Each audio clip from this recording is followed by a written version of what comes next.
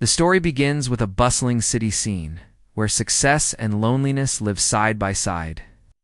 The black CEO, a man in his late 30s named Marcus, is introduced as someone powerful, wealthy, and respected, yet carrying the quiet weight of isolation. Despite his accomplishments, his personal life feels incomplete. Colleagues and acquaintances admire him, but when the office lights turn off and the corporate meetings end, he goes home to silence. His childhood was not an easy one. He grew up without a consistent father figure, and though that history fueled his drive to succeed, it also left a deep scar of mistrust and a hidden yearning for connection.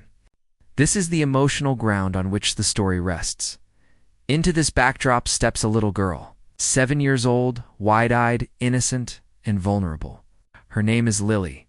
She lives with her struggling single mother who works multiple jobs just to keep food on the table. Lily often spends time waiting outside her mother's workplace, entertaining herself with scraps of imagination, a doll with worn clothes and dreams of the father she never knew. Her classmates sometimes whisper cruel remarks about her being fatherless, and though she tries to act strong, the absence gnaws at her. What she desires most is not money or luxury, but simply the feeling of belonging when she sees other children run into their father's arms. Their worlds collide by chance. Marcus encounters Lily on an ordinary afternoon while stepping out of his sleek black car after a long board meeting. He notices her sitting quietly on a bench, clutching a crumpled drawing. When curiosity draws him closer, he realizes the drawing is of a family, a mother, a little girl, and a tall man whose face is left blank.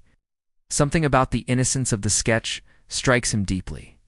Lily looks up at him with hesitant eyes, recognizing in him the silhouette of the missing figure she always wished for.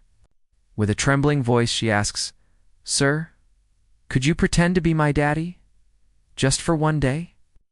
At first, Marcus is stunned, unsure of how to respond. In his world, requests are usually business negotiations or financial propositions. Is something entirely different, something raw and human. He feels the sting of her words echoing against his own childhood void. For a moment, he wants to turn away, to protect himself from entanglement. But her gaze so hopeful, so desperate pulls him in. Against his instincts, he nods slowly, agreeing to play the role she longs for. From there, the outline traces their single day together, which becomes a profound journey for both. They visit a small cafe, where Lily proudly introduces him as her father to a waitress, her smile beaming with pride. They stroll through a park, where she holds his hand tightly, as though afraid he might disappear, each small gesture buying her ice cream, cheering her on the swings. Listening as she talks about her doll awakens feelings in Marcus he didn't know he could feel. He finds himself laughing genuinely for the first time in years. For Lily, the day feels like magic, a dream where for once she isn't the girl with the missing father, but the little girl who belongs. But woven into this tender day are moments of emotional challenge. Marcus battles an inner conflict, wondering if he is giving her false hope, questioning whether he is capable of providing the love she clearly craves. He notices her eagerness to show him off to classmates they happen to pass, sees her glowing. When she says, "This is my daddy," and he knows the truth could hurt her. Meanwhile, Lily's mother, exhausted from work, learns of this encounter. At first, she fears exploitation or danger, but when she sees the care Marcus shows her daughter, she hesitates.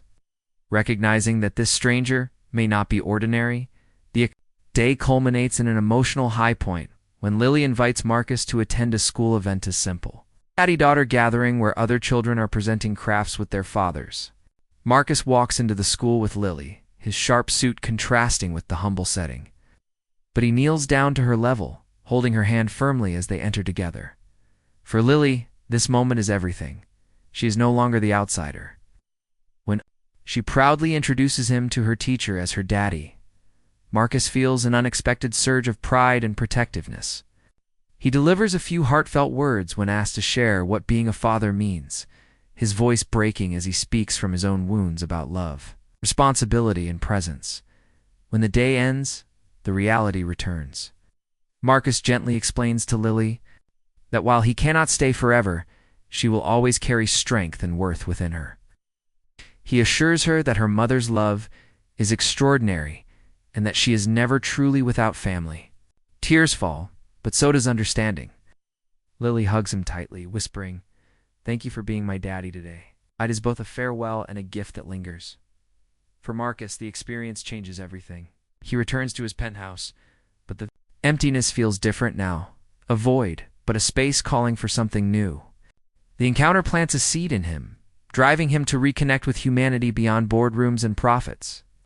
He later seeks out ways to mentor children, support single-parent families, and use his wealth for more than business. Lily and her mother, the memory of that single day becomes a bacana, reminder that kindness can come unexpectedly, and that sometimes strangers can leave imprints deeper than blood ties. The outline closes on a reflective note, portraying Marcus gazing out at the city's skyline not just as a CEO, but as a man who discovered that the measure of greatness is not only in empire building, but also in the simple, quiet act of answering a child's plea for love, even if only for one day.